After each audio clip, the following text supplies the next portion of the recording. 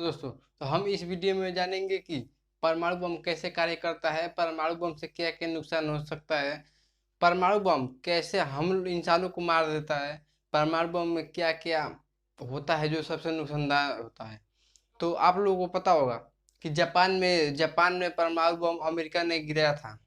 तो जापान में दो परमाणु बम को अमेरिका ने गिराया था। तो जापान में सबसे पहले हिरोशिमा में गिराया था अमेरिका ने परमाणु बम। 19 6 अगस्त को गिरा था। 6 अगस्त 1945 को गिरा था।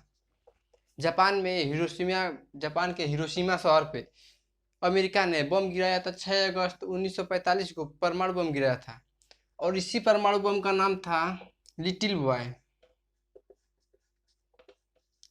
लिटिल बॉय नाम का परमाणु बम गिराया था। जो ये लिटिल बॉय बना था बम, ये यूरेनियम से बना था। तो जो परमाणु बम है, हिरोशिमा शहर पर गिराया था अमेरिका ने सबसे पहले। हिरोशिमा पर गिरा था, उसके बाद से नागासाकी पर गिराया। जब अमेरिका ने गिराया था बम 6 अगस्त को, उसके ठीक 3 दिन के बाद एक और परमाणु बम गिराया, और वो जापान के नागासाकी शहर पे गिराया। वो गिराया था 9 अगस्त को, 9 अगस्त 1945 को। और इस बम का नाम था फैट मैन। जो बम गिरा था परमाणु बम, इसका नाम था फैट मैन। और जो बना था पोलोनियम पोलोनियम 293 पोलोनियम का बम बना था। यानी परमाणु बम, अमेरिका ने सबसे पहले परमाणु बम बनाया था। परमाणु बम हिरोशिमा पर गिराया था। जापान के हिरोशिमा शहर पर सबसे पहले जब गिराया था पहला बम हिरोशिमा पर, और दूसरा बम गिराया था नागासाकी पे। और ये नागासाकी दूसरा बम गिराया था 9 अगस्त को। तो परमाणु बम कैसे कार्य करते हैं हम बताते हैं। तो जो परमाणु बम होता है, तो परमाणु बम जहाँ गिरता है और यहाँ पर परमाणु बम गिरेगा, तो अपने 5 किलोमीटर के एरिया को, लगभग 4-5 किलोमीटर के एरिया को तुरंत क्षतिग्रस्त कर देगा, तुरंत ही उसको चपेट में ले लेगा। परमाणु बम गिरने से 5 किलोमीटर के एरिया को चपेट में तुरंत ले लेता है। और उसके बाद ठीक कुछ नुकसान नहीं होगा। 5 किलोमीटर के एरिया में जितने लोग रहेंगे, वो तुरंत उनका सांस दम घुट जाएगा और मर जाएंगे। लेकिन ठीक 3 दिन के बाद इसका असली खतरा चालू होता है। क्या होता है, जब परमाणु बम में एक्सरे जो होती है,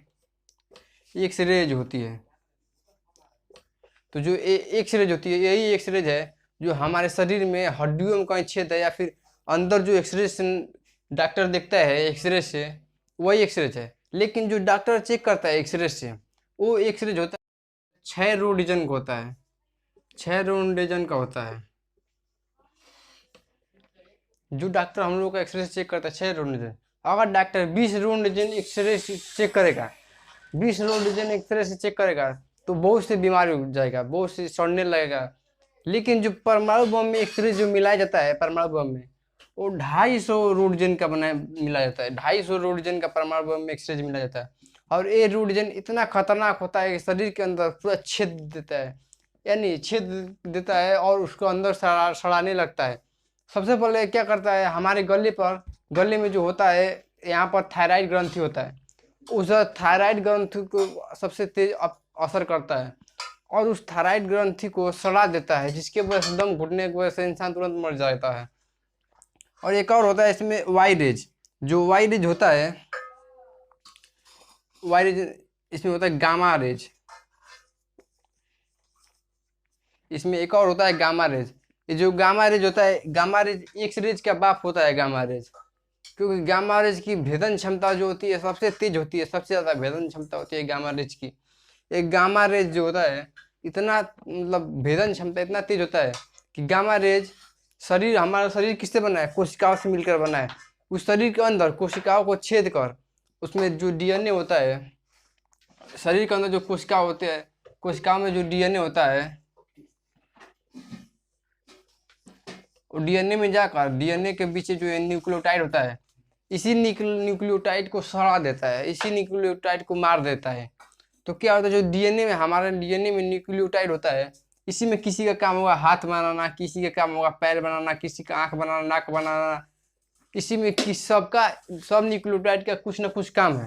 तो जब वो क्या करेगा, जब वो जाकर गामा रेज, और इसको न्यूक्लियोटाइड को सड़ा देगा, किसी न किसी न्यूक्लियोटाइड को सड़ा देगा, तब क्या होगा, जो उससे आने वाला संतान होगा उसमें ये न्यूक्लियोटाइड हट रहेगा ही नहीं। यानी जो हाथ वाला अगर न्यूक्लियोटाइड निकाल देगा, सड़ा देगा, तो आने वाले जो उसका संतान होगा उसमें ये न्यूक्लियोटाइड होगा ही नहीं, और जो होगा संतान वो विकलांग पैदा होगा। यानी उसका न्यूक्लियोटाइड, यानी उसमें हाथ वाला न्यूक्लियोटाइड तो है ही नहीं, यानी उसका हाथ ही नहीं होगा, वो हाथ से विकलांग पैदा होगा। फिर उसका भी संतान होगा, उसको वो भी हाथ से विकलांग होगा। किसी का पैर नहीं होगा तो आने वाला संतान पैर से विकलांग होगा। तो यही है, 5 किलोमीटर तक एरिया में कुछ उतना ही नुकसान करता है, लेकिन उसके बाद से जो खतरा चालू होता है, जिधर जिस साइड हवा बहेगा उसी साइड उसका खतरा चालू होगा।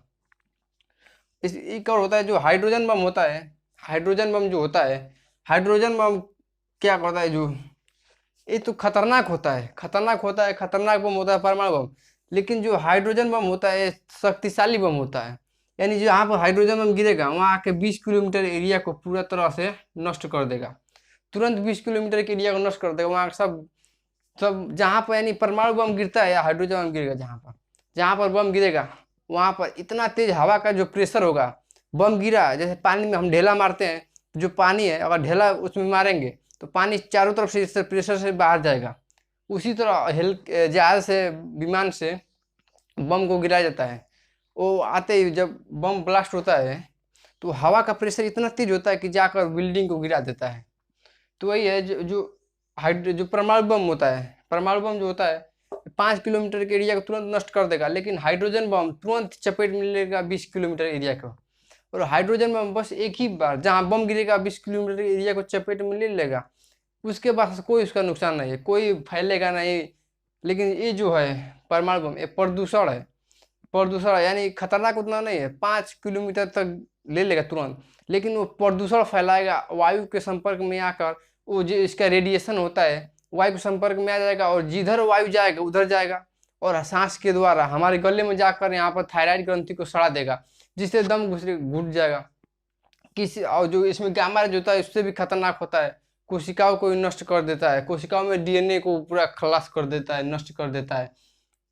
जो हिरोशिमा है, जापान में 2 परमाणु बम तो अमेरिका ने गिराया था, लेकिन जापान में 3 परमाणु बम, जापान में एक इसका खुद का परमाणु बम 2011 में फट गया था, जिसका नाम था Fukushima.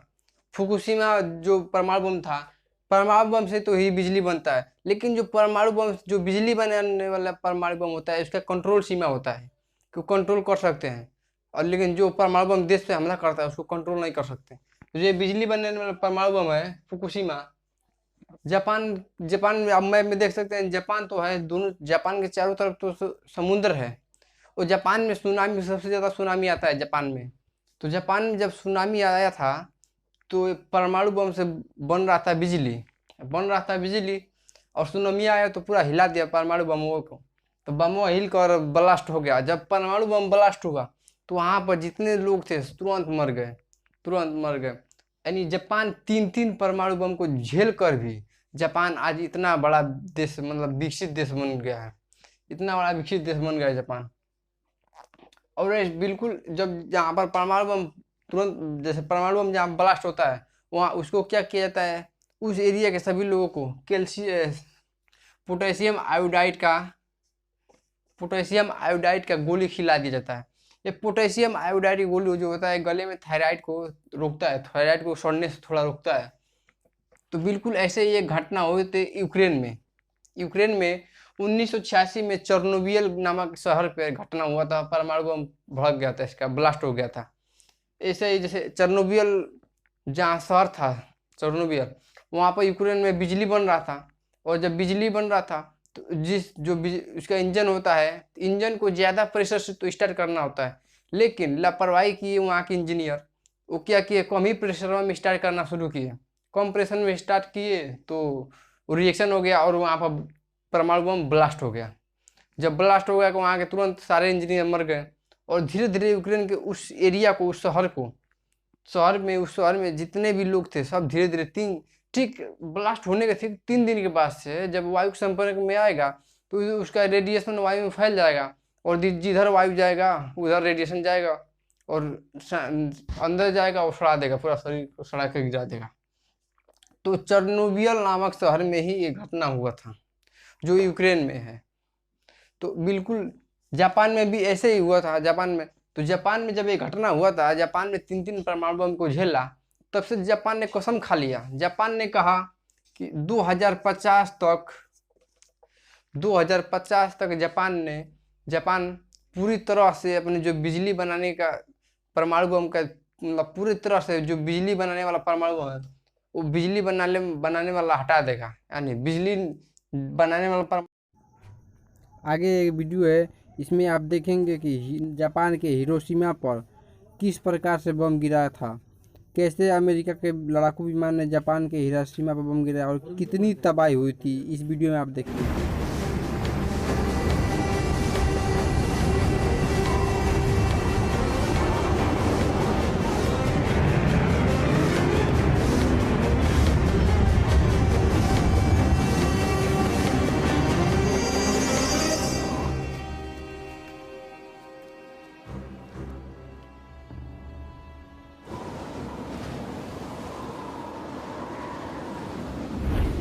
Now, it took about 45 seconds from the time the bomb left the airplane until it exploded. And I think there wasn't a man in the airplane that wasn't either timing it with his watch or counting or doing something. I was sure the bomb was a dud. I was sure it wasn't going to work.